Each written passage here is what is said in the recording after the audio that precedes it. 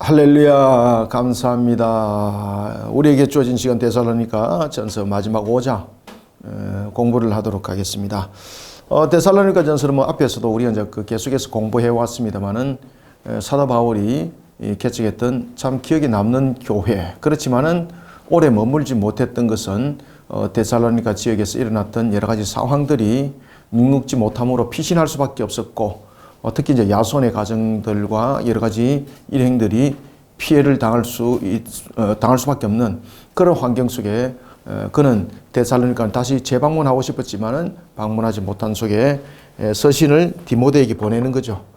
그리고 사도 바울의 마치 화신과 같았던 디모데에 의하여서 모든 부분들이 잘 은혜롭게 전달되어지고, 그리고 또한 데살로니가 교회로부터 기쁜 소식을 전해받았을 뿐만 아니라 데살로니가 교회로부터 일어나고 있는 여러 가지 상황들을 함께 접했던 사도 바울, 특히 이런 속에 데살로니가 교회가 가지고 있던 잘못된 그러한 종말론적 사상, 그런 부분들은 결국은 거짓 교사들로 인하여서 일어났던 상황들이었습니다.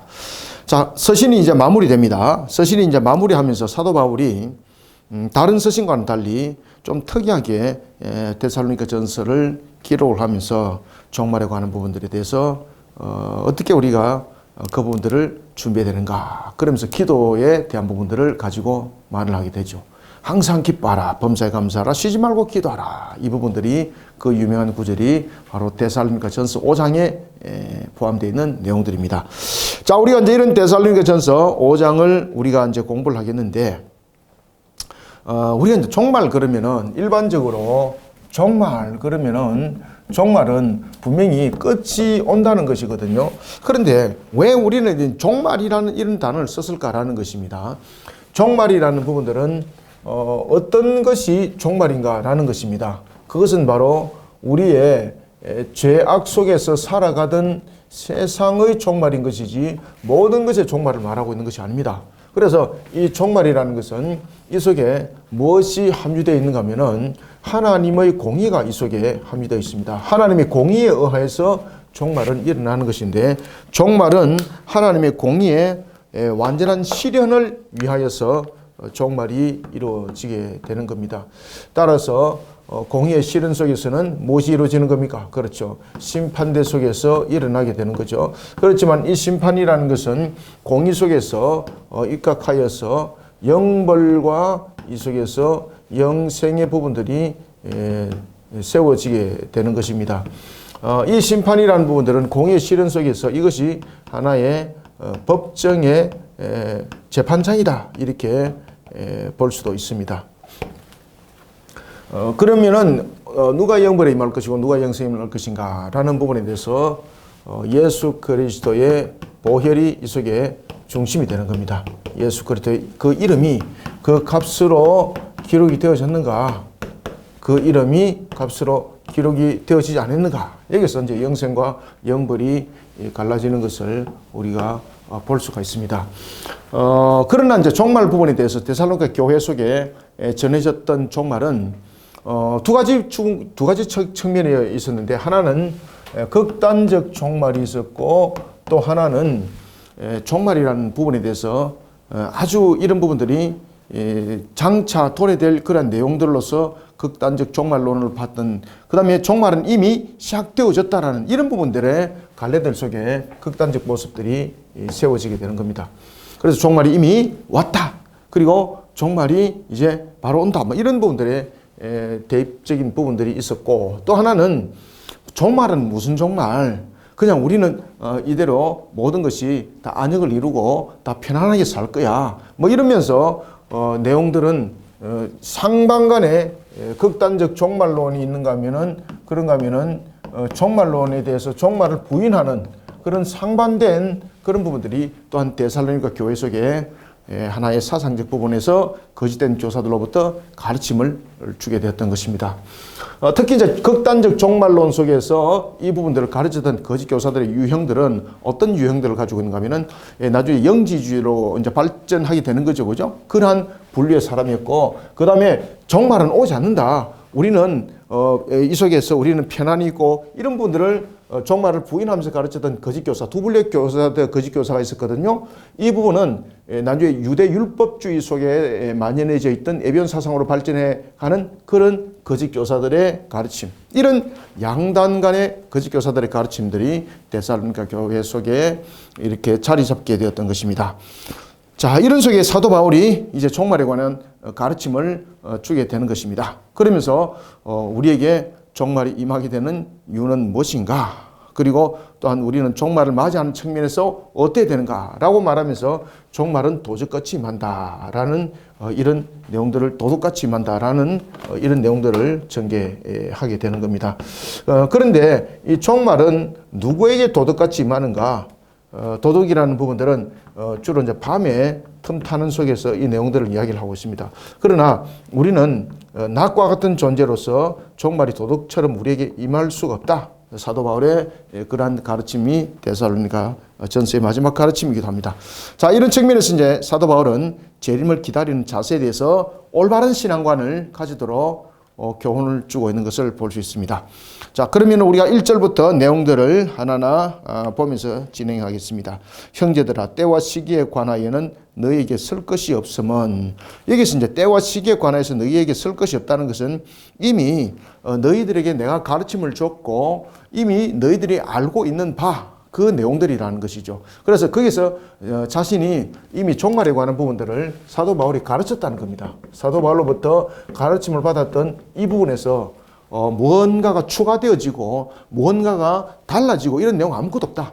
너희들이 처음에 나에게 가르침을 받았던 그 내용 그대로다. 그 변함없다. 그러니까 사도 바울이 너희에게 쓸 것이 없다라고 이렇게 말을 하고 있는 겁니다. 그런 사도 바울이 이렇게 말합니다. 주의 날이, 여기서 이제 주의 날이라는 것은 종말의 날을 말하고 있는 겁니다. 이것을 이제 주의 날이라고 이제 말하는 거죠. 주의 날, 종말을 말하고 있습니다.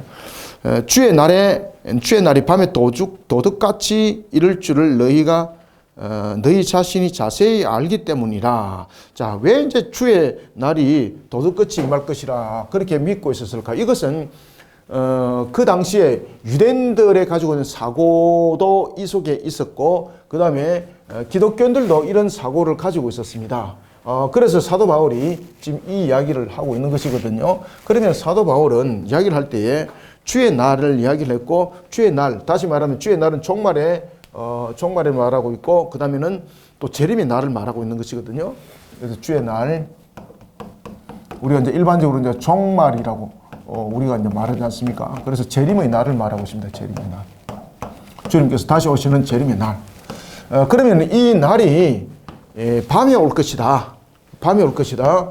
그 다음에 이런 부분들을, 밤이라는 부분들을 도둑이라는 부분들로서 표현을 하고 있는데, 왜 이런 표현을 하고 있는가 하면은 이것이 출애굽 사건과 관계가 있습니다. 출애굽 사건과. 자, 여러분 출애굽 사건이 있을 때에 6월절 기억하시죠? 그죠? 6월절. 6월절에 어린 양이 대속을 하게 되는 부분들, 어린 양이 그 대속을 하게 될 때에 이 6월절에 대해서 첫 번째 것의 죽음이 이 속에 이루어지게 되는데, 그때에 죽음이 이루어질 때가 언제입니까? 그렇죠. 저녁입니다. 저녁, 밤. 6월절 사건이 밤에 일어나죠. 밤에. 그러면은 유대인들은 일반적으로 그런 개념들을 가지고 있었습니다. 유대인들이 가지고 있는 사고 속에는 보면은 출애굽 당시에 하나의 그 죽음의 사자라고 말할 수 있는 거죠. 죽음의 사자가 밤중에 찾아온 것처럼 메시아도 그들도 이제 메시아를 계속해서 기다리고 있는 거죠. 그죠? 그래서 메시아가 언제 온다고 봤겠습니까? 메시아가 어디에서 온다? 그렇죠. 밤중에 온다. 유대인들이 일반적으로 유대인들이 이런 개념 속에 있었습니다. 기독교인들도 이런 개념을 똑같이 가지고 있었습니다. 그래서 기독교인들은 이 당시에 이런 6월절 부분들에 대한 사상들을 가지고 메시아가 주님이 재림하실 때가 언젠가 하면은 바로 부활절을 기점으로 하여서 올 것이다. 이렇게 본 겁니다. 언제? 저녁 때. 그래서 그 당시 이제 기독교인들은 밤을 새워서 예배를 드렸었습니다. 그래서 사도 바울이 지금 그 관점 속에서 이야기를 하고 있는 겁니다. 그래서 당시에는 주님의 재림은 언제 올 것인가? 언제 올 것이라고 그들은 받겠습니까? 그렇죠. 부활절이 있는 이날, 주님께서 재림했었죠. 그죠? 그리고 이 부활절이 있는 이 날이 무엇과 연결됩니까? 유월절과 연결되죠. 그죠? 유월절과 연결됩니다. 이 부분에서 메시아가 올 것이다. 기독교인들도 이렇게 봤던 겁니다. 그래서 이 날을 통해서 밤새도록 예배를 드렸던 그런 부분들이 있었습니다. 그래서 이런 부분들을 가지고 사도 바울이 이야기를 하는 겁니다. 주의 날이 밤에 도둑같이 이를 줄을 너희 자신이 자세히 알기 때문이라 라는 것은 이와 같이 메시아가 언제 올 것인가 라는 개념에 대해서 그들은 밤에 올 것이다 이렇게 봤고, 밤에 올 것이라는 그러한 근거를 어디서 그들은 찾았죠? 바로 유월절 사건. 아시겠죠? 그죠? 유월절 사건을 통해서 그들은 유대인들도 그렇게 봐왔고 일반적 기독교인들도 보편적으로 그렇게 봐왔습니다. 그래서 예수님의 부활을 기점으로 하여서 올 것이다 라고, 메시아가 오는 날은 이 관점 속에서 올 것이다, 이 날에 올 것이다, 이 시간에 올 것이다. 그래서 저녁, 그 다음에 유월절, 부활절 이 부분들을 가지고 그들은 보았고, 그때는 항상 그들이 밤을 새워서 예배를 드렸습니다. 그래서 사도 바울이 이야기를 하는 겁니다. 주의 날이 밤에 도둑같이 이를 줄을 너희 자신이 자세히 알기 때문이라. 그들이 평안하다 안전하다 할 그때에, 여기서 이제 그들이 평안하다 안전하다 할 그때는, 이거는 누군가 하면은 그 당시에 종말은 오지 않는다. 종말이라는 부분들에 대해서 그 당시에 종말에 대해서 극단적 종말을 가르쳤던 쪽이 있는가 하면은 종말은 무슨 종말? 종말이라는 것은 우리에게 없다. 우리는 그저 평안할 뿐이다. 무엇인데 잘 돼. 뭐 이런 것들이 가르침 주어지는 것이 있죠. 그런 부분에 이 부분들의 사상, 종말은 임하지 않는다라는 사상들을 가르쳤던 것이 바로 누군가 하면은 유대주의적 사고를 가지고 있었던 나중에 에베인주의로 발전하죠. 그죠? 그들의 거짓 교사들의 가르침이었습니다. 그들이 평안하다 안전하다 할 그때에 임신할 여자에게 해산의 고통이 이름과 같이, 그러니까 어떤 부분에 대해서 종말은 오지 않는다라고 말을 하고 있는 그들은 그들의 가르침 속에서 그들의 내용들이 틀렸다는 것을 알게 될 것이다. 분명히 종말은 온다는 거죠. 그들이 평안하다 안전하다 할 그때에 임신한 여자에게 해산의 고통이 이름과 같이 멸망이 갑자기 그들에게 이르리니. 자, 그러면은, 자, 여러분 보십시오. 자, 그때에 임신한, 종말이 분명히 온다는 거죠. 종말은 오는데, 종말이 임신한 여자가 갑자기 해산의 고통을 이름과 같이 멸망이 그들에게 이를 것인데 결코 피하지 못한다는 거죠. 그러면은, 자, 여기서 사도 바울이 분명한 이야기를 하고 있습니다. 그러면은 종말이라는 관점 속에서 심판이 있다는 것이거든요. 종말이라는 관점 속에서 심판이 있는데 누가 심판을 당할 것인가? 특히 이제 심판이라는 부분들은 하나의 공의에 입각하여서 이 심판이 단행되어지는 것이거든요. 그때에 심판에 의해서 멸망에 이를 자와 그리고 영생에 이를 자를, 구원에 이를 자를 구분한다면은 공의에 입각해서 누가 멸망에 이를 것인가? 예수 그리스도를 믿지 않는 자들을 지금 이야기를 하고 있습니다. 따라서 예수 그리스도를 믿지 않는 그들에게는 종말이 무슨 날이라는 겁니까? 그렇죠. 멸망의 날은. 그러면 우리에게는 종말은 무슨 날인가? 구원의 완성을 이루는 날입니다. 구원의 완성. 왜 이제 구원의 완성이라고 말하는가 하면은 지금의 우리의 구원은 미완성입니다. 구원의 완성이 이루어졌다는 것은 우리가 자범죄도 범하지 아니하고 영생 복락 속에서 살아가는, 다시 말하면 에덴 동산에서 아담이 죄를 범하기 전의 상태로 살아가는 모습을 말하는 것이거든요.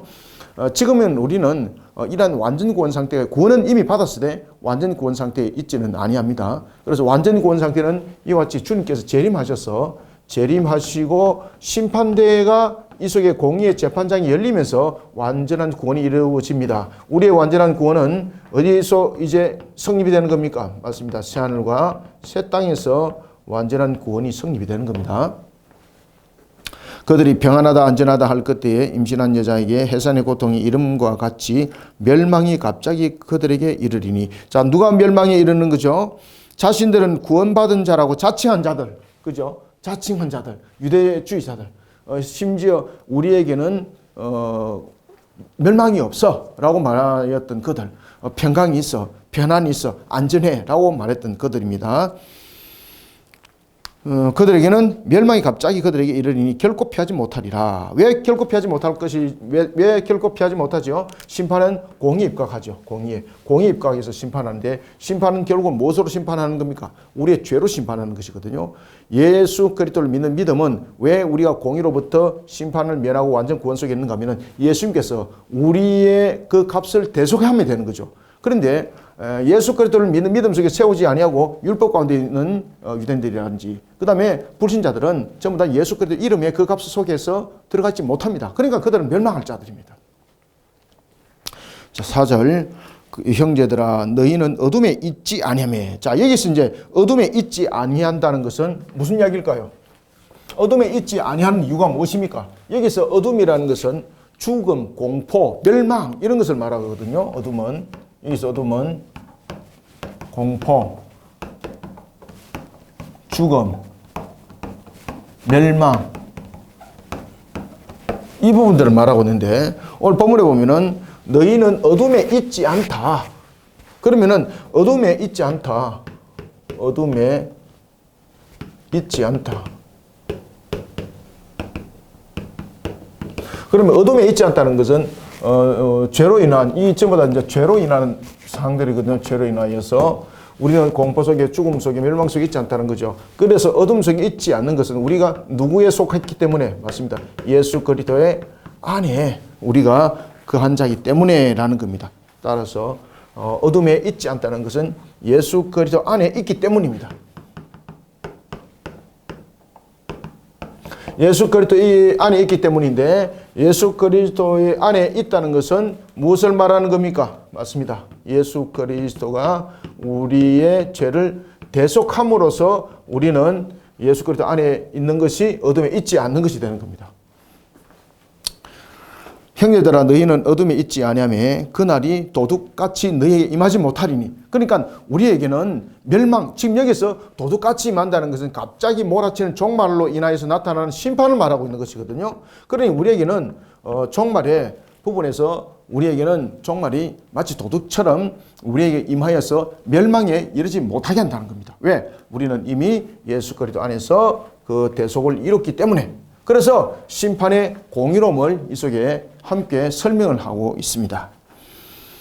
5절 너희는 다 빛의 아들이요 낮의 아들이라. 그러면은 자 4절에서 그렇게 말했죠. 그죠?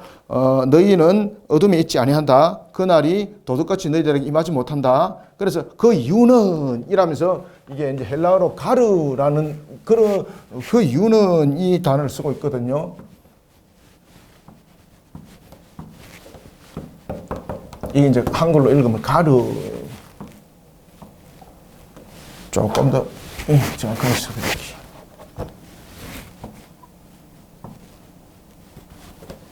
이게 이제 왜냐하면 이거거든요. 왜냐하면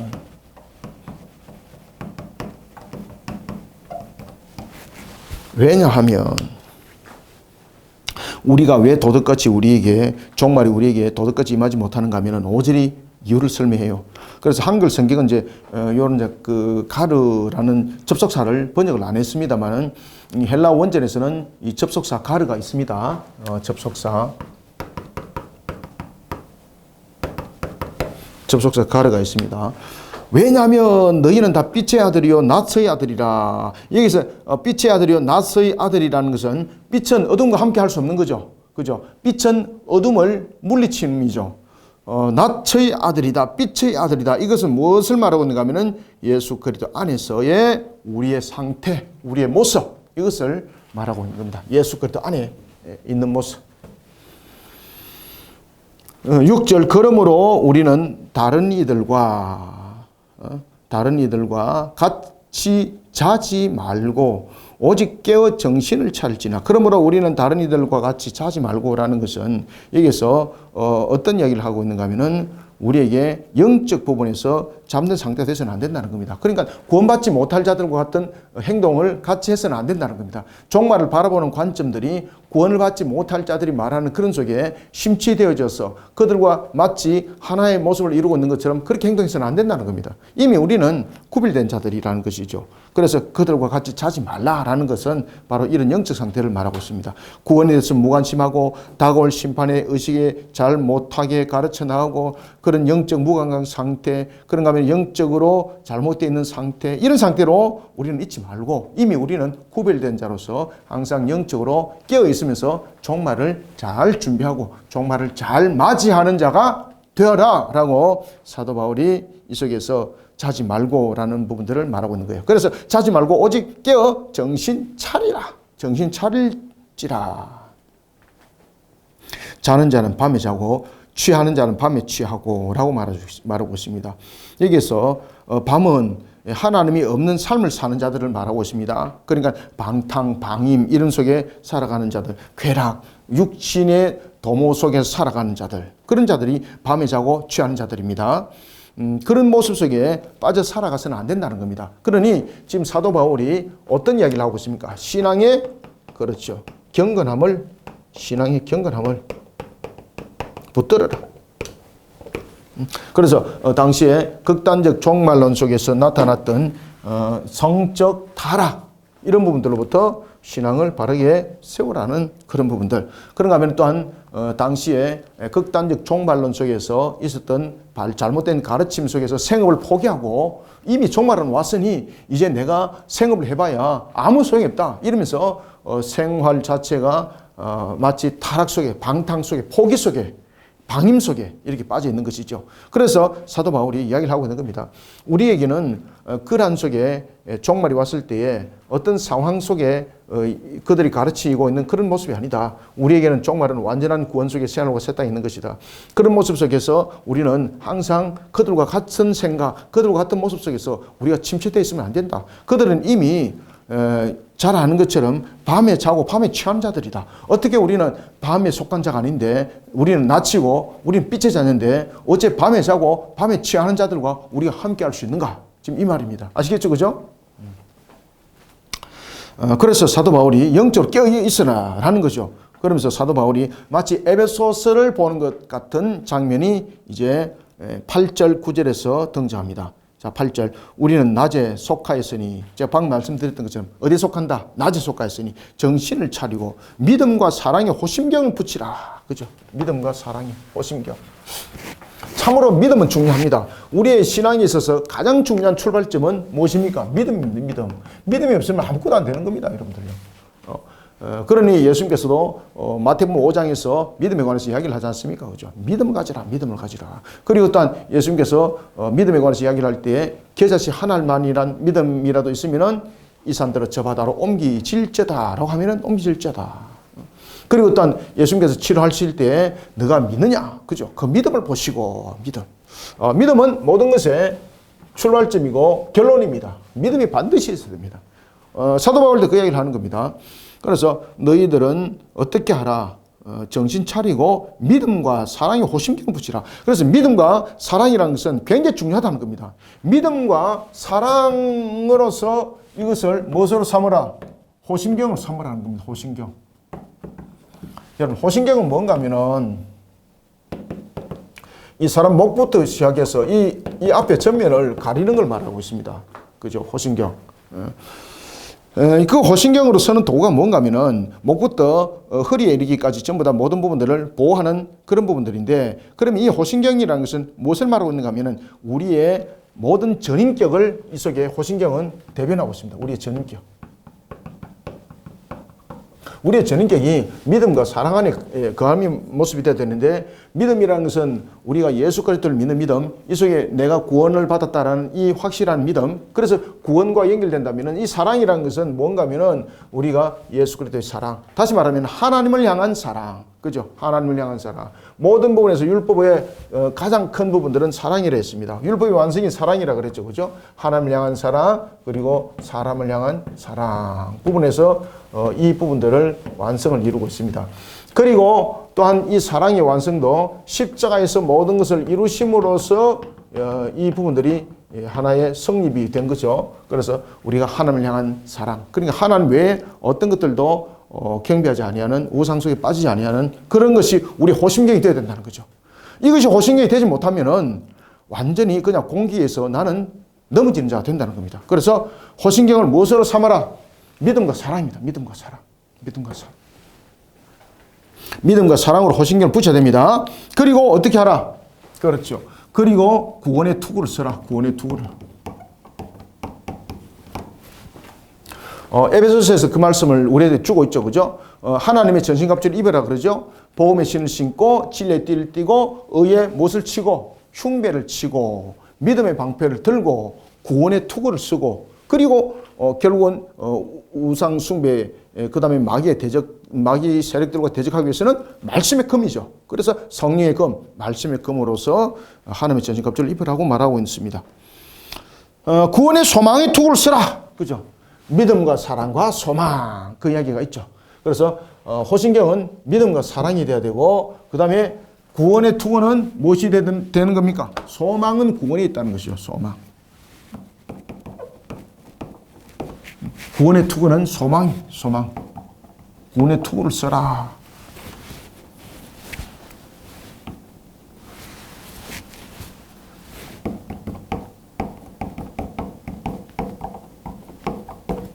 구원의 투구가 소망이 된다는 겁니다. 8절 우리는 낮에 속하였으니 정신을 차리고 믿음과 사랑의 호심경을 붙이고 구원의 소망의 투구를 쓰자. 하나님이 우리를 세우시면 자 여기서 이제 하나님이 우리를 세웠다는 것은 무엇입니까? 하나님께서 우리를 구원의 백성으로 빛의 자녀로 그죠?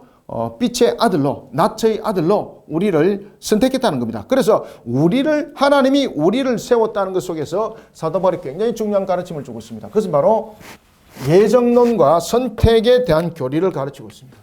누가 우리를 선택했는가? 우리를 선택한 것이 누굽니까? 하나님이란 거죠. 그래서 이 속에서 선택설 그 다음에 이 속에서 예정에 대한 부분들을 함께 다루고 있습니다. 세우셨다. 그죠? 우리를 세우셨다. 세우신 바로 선택설 예정을 말하고 있습니다. 하나님이 우리를 세우심은 노하심에 이르게 하심이 아니요 오직 우리 주 예수 그리스도로 말미암아. 그러면은 어떻게 우리가 구원에 이르는가? 예수 그리스도로 말미암아. 왜? 예수 그리스도가 우리의 대속을 이뤘기 때문에. 그래서 여기서 종말에 관한 공의로움을 다시 한 번 더 강조를 하고 있습니다. 오직 우리 주 예수 그리스도로 말미암아 구원을 받게 하심이라. 예수께서 우리를 위하여 죽으사, 그죠? 우리를 위해서 죽었다는 것이 바로 공의에 대한 값이죠. 대속이 공의라는 것이죠. 예수께서 우리를 위하여 죽으사 우리로 하여금 깨어 있든지 자든지. 여기서 이제 자는 자들은 죽음에 예수님께서 재림하기 전에 죽었던 자들입니다. 그리고 여기서 깨어 있는 자는 누굽니까? 재림하실 때 그때에 여전히 살아있는 자들.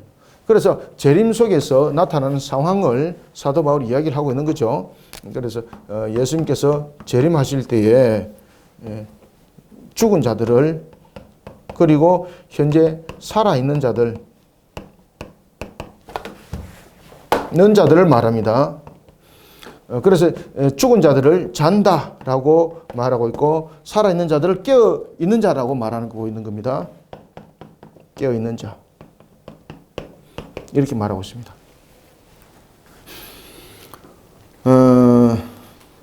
예수께서 우리를 위하여 죽으사 우리로 하여금 깨어있든지 자든지 자기와 함께 살게 하려 하셨느니라.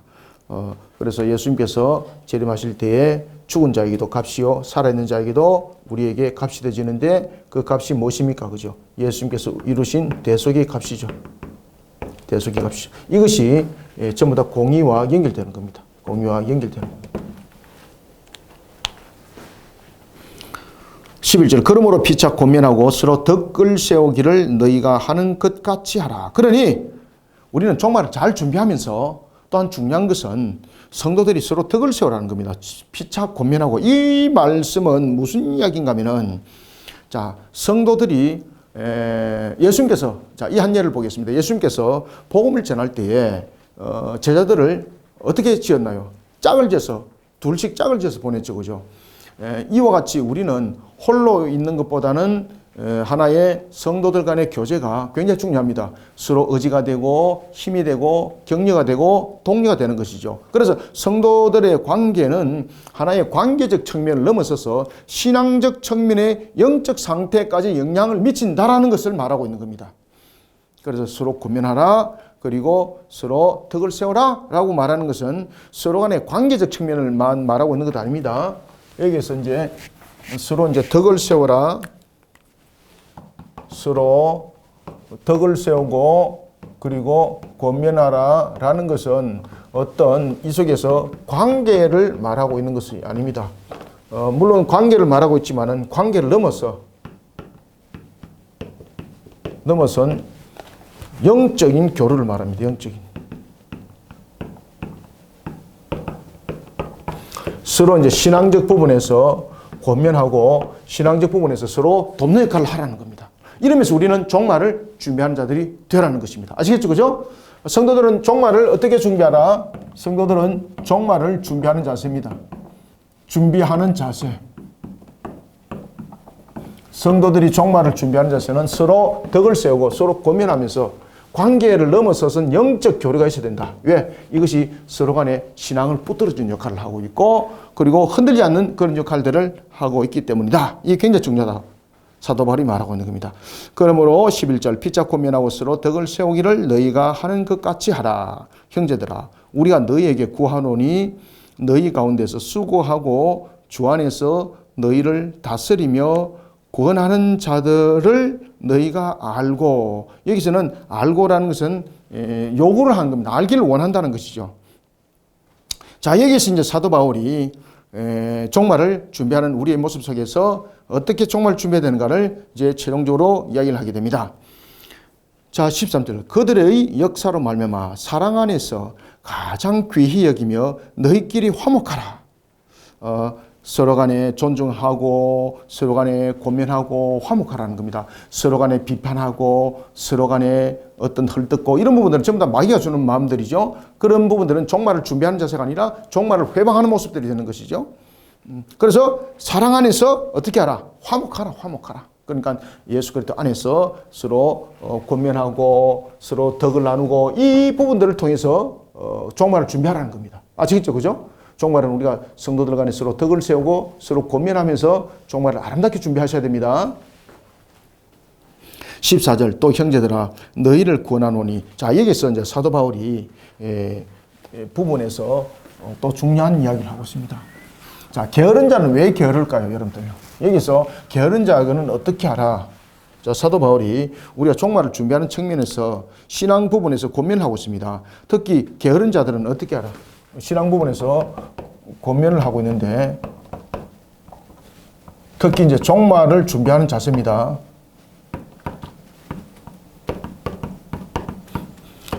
종말을 준비하는 자세 속에서 신앙을 권면할 때 첫 번째 게으른 자들은 어떻게 하라고 말하고 있습니까? 권계하라고 말하고 있습니다. 게으른 자에게는 권계하라. 게으른 자에게는 권계하라. 여기서 이제 게으르다는 것은 무엇을 말하고 있는가 하면은 먹을 것은 먹고 일하지 않는 것. 그렇죠? 영적 태만한 자들. 다시 말하면은 여기서 게으른 자는 대표적으로 자신의 어떤 만족만 채우고 하나님의 나라를 위해서 일하지 않고 그리고 또한 서로 간에 형제들 간에 덕을 세우고 이런 일들에 대해서 게으른 그런 모습들. 그래서 여기서 그런 부분들은 반드시 권계하라. 권계한다는 것은 굉장히 중요하게 책망도 하고 그런 부분들이 이 속에 함께 포함이 되는 것이죠. 그래서 영적으로 자신이 게으른 자 되어서는 안 됩니다.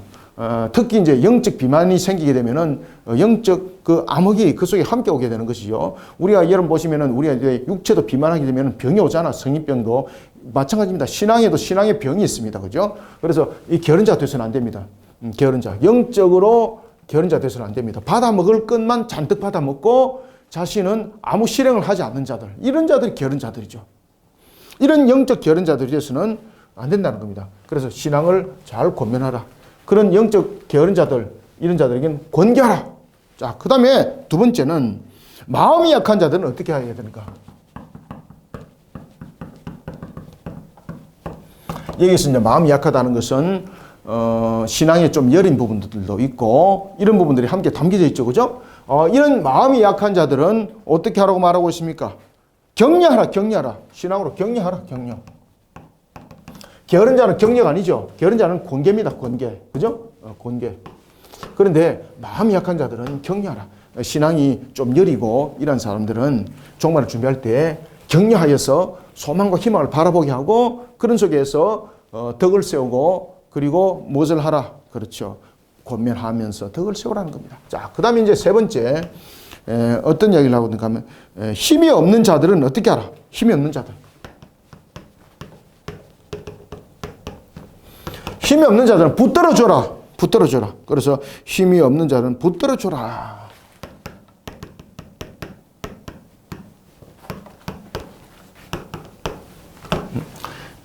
의지할 곳이 없고 그런 부분에서 언덕이 되어줘라. 힘이 되어줘라. 힘이 되어줘라. 마음이 약한 자들과 힘이 없는 자들 뭐 좀 비슷한 유형들을 가지고 있겠죠, 그죠? 그래서 마음이 연약한 자들은 신앙이 소망을 바라보는 부분들이 흐릿하고 이런 부분이 있는가 하면은 또한 힘이 없는 자들은 가지고 있던 어떤 재능과 그리고 여러 가지 부분에 대해서 자신이 좀 무능하다 이렇게 여기고 있는 그런 자들이 힘이 되어주라. 붙들어줘라. 붙들어줘라. 응? 붙들어줘라.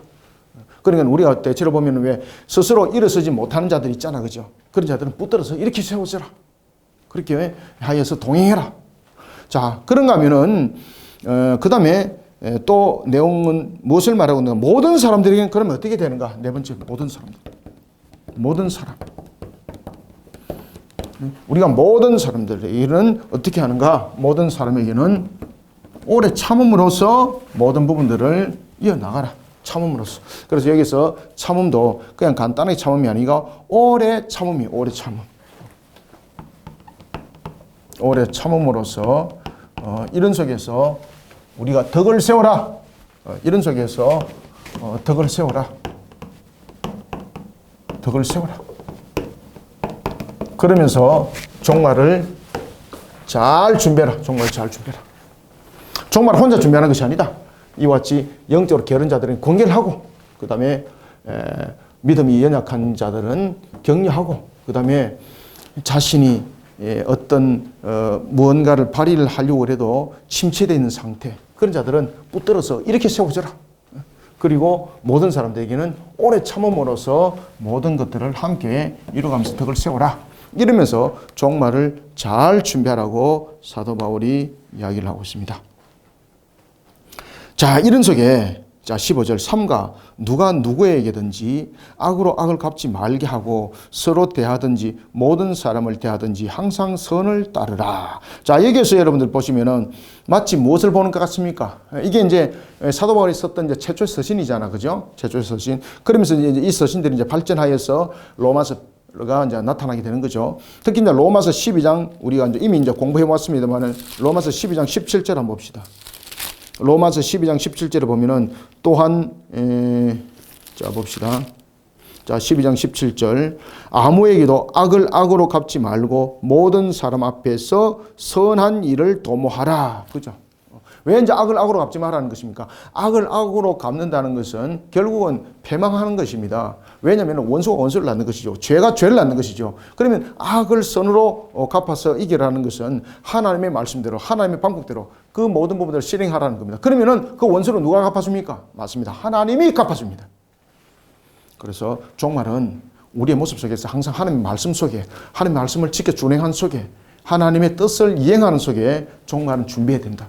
종말을 육체적인 어떤 느낌, 육체가 느끼는 그 방향 속에서 행하는 것은 종말을 잘 준비한 자의 모습이 아니다. 그렇게 말하고 있는 겁니다. 그래서 삼가 누가 누구에게든지 악으로 악을 갚게 말게 하고라는 것은 그 당시에 이제 데살로니가 교회 속에도 보면 극심한 핍박을 당했는데 이것을 어떤 자신이 당했던 그 핍박을 내가 복수하겠다. 이런 마치 동해 보복법과 같은 네가 나를 쳤으니 나도 너를 쳐겠다. 이런 것을 논리적 부분에서 합당화를 이루고 그런 신앙 속에서 종말을 준비하면 안 된다는 겁니다. 종말은 악을 물리치는 속에서 종말은 준비해야 되는 것인데, 그래서 에베소서에도 그 말 하지 않습니까? 성령의 화염금으로서 결국은 그들을 물리치라는 것이었죠. 믿음은 방패가 되는 것입니다. 그런데 그들을 물리치는 무기는 무엇입니까? 말씀의 검입니다. 성령의 검. 본문에도 그 말씀을 바로 주고 있는 거죠. 악을 악으로 갚게 말고 선으로 대하든지 모든 사람에 대해서 항상 선을 따르라. 하나님의 방법대로 하나님의 말씀을 지켰어. 그래서 십자가 사랑으로 이 모든 것들을 견뎌내고, 그래서 오래 참음이 밑에 있는 거예요. 오래 참음, 오래 참음. 모든 사람들에게 오래 참음으로써 이겨라. 하나님이 그 억울함 다 갚아주신다. 항상 기뻐라. 여기서 이제 항상 기뻐하는 이유는 소망이 우리 속에 있고, 그리고 그 소망이 실현이 되면이 항상 기뻐하라는 겁니다. 종말을 생각하면서 항상 기뻐하고 근심과 염려 속에 빠져있지 마라. 그리고 중요한 것은 기도하라는 겁니다. 여기서 기도는 자신이 원하는 부분에서 초점을 맞추고 있는 것도 아닙니다. 자, 여기서 이제 기도는 뭔가 하면 종말의 기도를 말하고 있는 거죠. 종말의 기도는 어떤 기도가 되어야 될까요? 그래서 여기서 기도에 대해서 종말을 잘 준비하는 종말의 기도가 되는 것은 뭔가 하면은 자신이 원하는 것을 어떤 물질을 원한다든지 이런 부분에서 기도가 아니라, 여기에서 기도는 하나님의 뜻을 이루는 측면에서 기도입니다. 이게 하나님의 뜻을 이루는 측면에서 그 기도를 하리라. 이것이 우리가 종말을 잘 준비하는 자의 기도다라고 말합니다. 이런 부분에서 그 단어가 모든 것은 속된 말로 말하면은 하나님에게 초점을 맞추는 기도가 종말을 잘 준비한 자의 기도라는 겁니다. 항상 기뻐라, 쉬지 말고 기도하라, 범사에 감사라. 범사에 감사한다는 것은 하나님의 선하심을 깨닫는 자만이 이것을 행할 수 있는 겁니다. 범사에 모든 것을 감사할 이유가 어디 있습니까? 하나님께서 모든 것을 이루심이고, 그리고 하나님의 선하심을 깨닫는 자가 비로소 터득되어지는 것이 범사에 감사합니다. 그래서 항상 여러분 범사에 감사하면서 종말을 잘 준비하시기 바랍니다. 범사에 감사합시다. 이것이 그리스도 예수 안에서 너희를 향하신 하나님의 뜻이다. 하나님의 뜻이니라. 성령을 소멸하지 말며. 여러분, 성령 소멸하는 것이 아닙니다. 그럼 여기서 성령의 소멸은 무엇을 말할까요? 자, 성령은 어떤 사람의 소유가 아닙니다. 여기서 성령은 소유가 아님에도 불구하고 소멸하지 말라라고 이야기한 이유는 무엇일까요? 성령은 본질적으로 사람에게 성화 과정 속에서 굉장히 인격적으로 우리에게 민감하게 우리에게 작용되어집니다. 그러면은 여기서 성령의 소멸이라는 것은 무엇을 말하고 있는가 하면은 속된 말로 말하면은 성령에게 강력한 그러한 다스림을 받는 자가 되라는 겁니다. 성령을 소멸하지 말라. 어떤 성령의 활동에 대한 부분들을 억제하지 말라는 것이죠. 우리의 의지가 어떤 악한 속에서 내 생각이 발현되어지고 그 속에서 그 악한 일들을 행하는 거잖아요. 이것이 성령을 소멸하는 행위입니다. 다시 말하면은 성령을 강력하게 억누르면서, 성령은 선을 도모하라 그러잖아요. 그죠? 선을 도모하라 그러는데 악을 행한다든지 하나님의 말씀을 지켜 준행하지 못하는 속에서 그가 갖는 그 자체를 성령의 소멸이라고 말하는 겁니다. 성령은 어떤 버리고 안 버리고 이런 부분들이 아닙니다. 여기서 사람을 통하여서 역사하고, 그리고 또한 탄식하게 하고 위로하게 하시는 인격적인 영으로서의 성령을 지금 말하고 있는 겁니다. 그런 인격적인 성령의 영은 성화 과정 속에서 민감하게 우리에게 작용되어집니다. 이때에 우리의 의지를, 모든 부분들을 앞서서 우리의 의지를 이끌어갈 수도 있습니다. 그런데 우리의 성화 과정 속에서 우리의 의지를 앞서서 모든 것을 이끌어가게 되면 우리는 기회식이 되는 거죠. 그래서 인격체에 대한 부분들이 발휘되지 되지 않습니다. 따라서 지금 성령이 우리에게 종말의 부분에서도 굉장히 인격적으로 우리의 인격을 무시하지 아니하고 모든 부분들을 민감하게 도와줄 때에 우리는 이 성령에 대한 부분들을 반드시 잘 생각하고, 그 다음에 항상 성령이 우리에게 마음에 부끄러움도 느끼게 하고 깨달음도 주게 하고 막 이런 부분들이 있거든요. 이런 부분들을 등한시하지 말라는 거죠. 어떤 자신이 불의한 일을 했습니다. 그 속에 자신의 마음속에 불의함이 있다면은 그 부분들이 근심이 되고 내가 왜 이런 불의한 일을 했지라는 부분에서 염려가 생기는 것도 성령이 주는 마음이거든요. 그때 우리에게 필요한 자세는 뭔가 하면은 회개하는 신앙이 자세인 것이죠. 이것이 성령을 소멸하지 아니하는 것입니다. 이와 같이 성령을 소멸한다는 것은 성령께서 인격적으로 우리에게 느끼게 하고 알게 하고 탄식하게 하고 이런 부분들을 전부 다 거부하면서 억눌려 버린다는 겁니다. 이것이 성령의 소멸이라고 말을 하는 겁니다. 성령의 소멸을 어떤 배터리 충전 70%, 80%, 90% 이런 식으로 100% 있다가 성령이 좀 김 빠졌네, 80%네 이 내용들이 아닙니다. 인격적으로 우리에게 다가오고 있는 그 자체를 우리의 불의한 생각과 우리의 의지가 그것을 억누르고 다른 불의한 생각을 하고 불의한 판단을 하고 불의한 행동을 하는 것, 이것을 성령의 소멸이라고 말하는 거예요. 예언을 멸시하지 말고, 자, 여기서 이제 우리가 좀 문제가 되는 것이 있습니다. 자, 여기서 이제 예언이라는 것은 하나님께서 우리에게 또 다른 하나의 예언의 말씀을 주고 이것이 아니고요. 장차 도래될 그러한 사실에 관한 부분들, 이런 부분들을 깨닫게 하고 알게 하는 부분들을 멸시하지 말라는 것이지, 새롭게 나에게 무슨 예언의 말씀을 줘가지고, 다른 어떤 새로운 어떤 성경을 가지고 내가 이야기를 할 수 있는 그런 부분들, 이 내용들을 말하고 있지 않습니다. 예언을 멸시하지 말고 범사에 헤아려 좋은 것을 취하고, 그래서 여기서 좋은 것은 뭔가 하면요, 하나님께로부터 왔다는 확신이 있는 영적인 하나의 예언들. 그래서 하나님께서 나에게 종말에 관해서 깨닫게 하고 알게 하는 것들이 있습니다. 이런 부분들이 이제 예언이 되는 것이지, 또 다른 하나의 하나님의 말씀을 주고 이런 예언이 아닙니다. 여기서 이제 예언이라는 것은 우리의 영적으로 보다 더 깨어나게 만들고 영적으로 보다 더 확신을 주는 내용들을 이 속에서 예언이라는 내용 속에 담고 있는 것이지, 이것이 하나님께서 또 다른 하나의 나의 성경의 말씀을 주고 이런 부분들의 예언들이 아닙니다. 그래서 여기서 범사에 헤아려 좋은 것을 취하라는 것은 붙잡아라는 것입니다. 범사는 모든 것을 말하고 있고, 이것은 특히 성령의 은사 가운데서도 예언에 관한 부분들을 지금 이야기를 하고 있는 겁니다. 예언의 중요성. 그래서 여기서 예언의 중요성을 사도 바울이 왜 강조를 하고 있을까요? 이 예언의 중요성의 강조는 우리로 하여금 깨닫게 하고 알게 하시고 밝혀주시는 말씀이 있어요. 그 부분들을 우리가 오해하여서 이것을 예언을 또 다르게 풀어나가게 되면은 내가 하나님으로부터 직통 계시를 받는 것으로 얘기하고 있는데, 여기서 예언은 직통 계시가 아닙니다. 여기서 예언은 직통 계시가 아닙니다. 여기서 예언이라는 것은 하나님께서 종말에 관해서 나에게 신앙으로 권면하시고 격려하시고 위로하시고 이런 부분들 속에서 종말에 관해서, 또는 우리도 기도하다 보면 그런 것을 느끼잖아, 그죠? 영적으로 느낌이 있거든요. 하나님께서 일어서라, 그리고 너는 사마리아로 가라, 이런 부분들은 종말에 대해서 나에게 주신 사명의 예언의 말씀이죠. 이런 부분들을 좋게 여기라는 겁니다. 그리고 그 말씀을 취하라, 붙잡으라는 것이죠. 그래서 여기서 말하는 예언은 직통계시가 아닙니다. 직통계시가 아니고 신앙의 권면, 종말의 부분에서 우리에게 주어진 사명, 사역, 이런 부분들을 이야기를 하고 있는 겁니다. 그런 부분들을 좋은 것으로 여기라, 취하여라, 붙잡아라 라는 것입니다. 그래서 하나님으로부터 왔다고 확신되는 그런 영적인 어떤 은사나 예언들, 주로 이제 사명과 사역이 속에 주어지게 되는 거죠. 사명과 사역은 좋은 것으로 취하라, 붙들으라는 것이죠. 22절, 악은 어떤 모양이라도 버리라. 평강의 하나님이 친히 너희를 온전히 거룩하게 하시고 또 너희의 온 영과, 여기서 이제 온 영은 영과 혼과 몸, 이걸 가지고 이제 삼문서를 또 주장하는데, 여기서 사도 바울은 삼문서를 주장하는 것이 아닙니다. 그러면 사도 바울이 여기서 영과 혼과 육에 대해서 이야기를 하고 있을 때 이거는 어떤 내용인가? 이런 부분들을 삼문서를 가지고 이야기할 때 육적인 사람에서 단계가 혼적인 사람이 돼야 되고, 혼적인 사람 속에서 영적인 사람이 돼야 되고, 이런 부분들을 가르쳤던 워치마니 부분들도 있는데, 그런 부분들은 여러분 절대 배우시면 안 됩니다.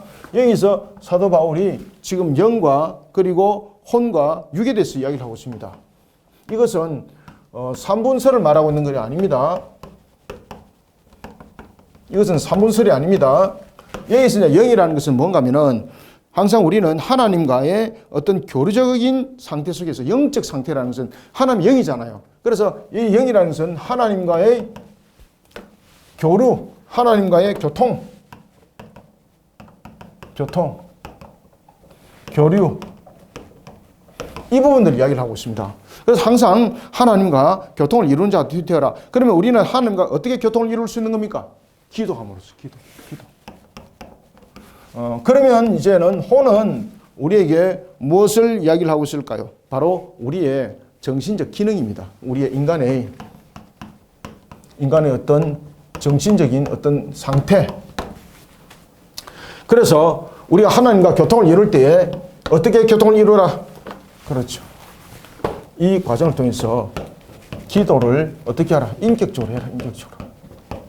인격적 교통을 이루도록 해라.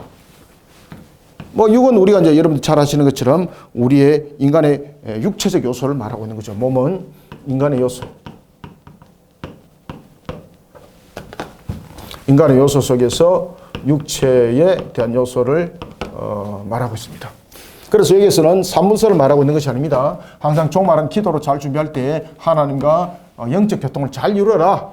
영적 교통을 말하고 있는 겁니다. 그 다음에 혼은 인간의 정신적 상태를 말하고 있는데 영과 혼을 통해서는 기도가 하나님과 인격적 교통 속에서 이루어짐이고, 그리고 우리의 몸들도 이런 속에서 잘 신앙 속에서 세워서 종말을 준비하라라는 것입니다. 그래서 여기서 평강의 하나님이 친히 너희를 온전히 거룩하게 하시고 또 너희의 온 영과 혼과 몸이 우리 주 예수 그리스도께서 강림하실 때 흠없게 보존되기를 원하노라 라고 이렇게 말을 하는 겁니다.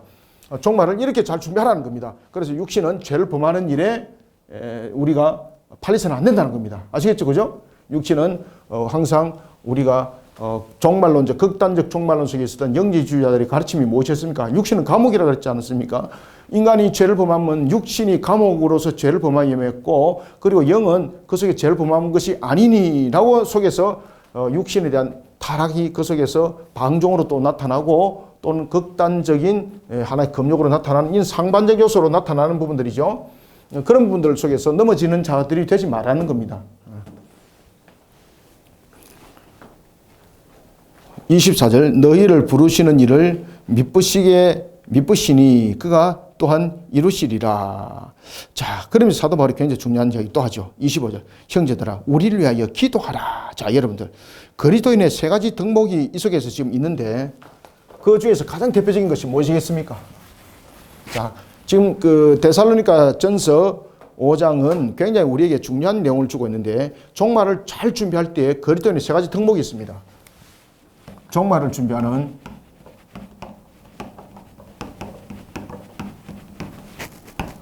그리스도인의 세 가지 덕목.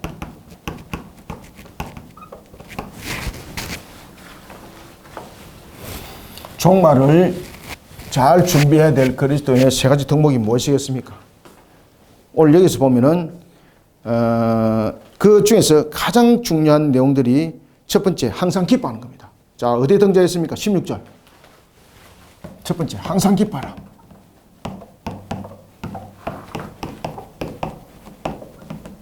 기뻐한다는 것은 무엇을 바라보는 겁니까? 소망 있는 자가 되라는 겁니다. 소망 있는 자. 그죠? 천국 소망 있는 자가 되라. 자, 그 다음에는 두 번째, 종말을 준비하는 그리스도인의 덕목 가운데 두 번째 덕목은 뭔가 하면요. 쉬지 말고 기도하는 것. 자, 기도하는데 어떻게? 쉬지 말고 기도. 자, 쉬지 말고 기도하라는 것은 이것은 무엇을 말하고 있습니까? 자, 영적인 하나의 상태를 말하고 있습니다. 영적 상태. 그래서 여기서 보면은 영과 혼과 육에 대해서도 이야기를 하고 있죠. 그죠? 영적 상태를 잘 보존하라. 잘 유지시켜라. 영적 상태를 잘 우리가 그 상태를 만들어 가야 된다. 쉬지 말고 기도하라. 그 다음에는 세 번째는 범사에 감사하라. 범사는 모든 것에 대한 부분이죠. 모든 부분에 대해서 감사함을 가지는 신앙들이 되시길 바랍니다. 이런 부분들이 종말을 준비하는 그리스도인의 세 가지의 덕목이다 라고 말합니다. 그래서 사도 바울이 여기서 다시 한번 또 강조하죠. 25절 형제들아 우리를 위하여 어떻게 하라? 기도하라. 자, 기도하시길 바랍니다. 거룩하게 입맞춤으로 모든 형제에게 문안하라. 내가 주를 힘입어 너희를 명하노니 모든 형제에게 이 편지를 읽어주라. 우리 주 예수 그리스도의 은혜가 내게 있을지어다. 아멘. 그릇된 신앙 속에 세워져서는 안 된다는 것이고, 그리고 항상 하나님의 선으로 악을 이기는 것을 가르쳐라. 여기서 모든 형제들에게 이 편지를 읽어주라는 것은 가르쳐 알게 하라. 가르쳐서 알게 하라. 가르치고 알게 하라. 가르치고 알게 해야 됩니다. 여러분들도 이런 사명 사역 속에 잘 준비하여서 정말의 신실한 일꾼, 하나님이 기뻐하는 일꾼들이 다 되시기를 주님의 이름으로 축원합니다. 기도하겠습니다. 하나님 감사합니다. 주께서 오늘도 우리에게 펼쳐주시고 열어주신 모든 말씀들, 특히 데살로니가 전서 속에 우리에게 종말을 잘 준비하는 그리스도인의 세 가지 덕목, 항상 기뻐하고 범사에 감사하고 쉬지 말고 기도하라 하였습니다. 오늘도 우리에게 영적인 전신갑주를 입고 항상 우리가 성령을 소멸하는 자들이 아니라 성령에 충만한 자들로서 하나님의 주신 사명을 이어가고, 또한 성령에 충만한 자로서 주님께서 주신 사명에 앞장서는 자가 되어서 주님의 기쁨이 되면서 종말을 잘 준비하는 자들이 되기를 원합니다. 우리에게는 주님께서 이미 빛의 아들로 삼으셨고 낯의 아들로 삼으셨습니다. 이 사명 사역 속에 또한 우리에게 주님께서 권세와 능력도 함께 더하여 주었습니다. 이 사명 사역 속에 영적으로 게으른 자들이 되지 않게 하여 주시고, 사명 사역 속에 굳건하게 붙잡는 십자가 군병으로서 일어서는 자들이 되게 하여 주옵소서. 종말이 이제 임박하였습니다. 이 모든 사명 사역 속에 데살로니가의 말씀을 들고 오늘도 잘 이 말씀 속에 우리를 익혀 녹여 하나님의 주신 뜻을 힘있게 펼쳐나가는 우리 모든 성도들 되게 도와주시옵소서. 예수님의 이름으로 기도드립나이다. 아멘.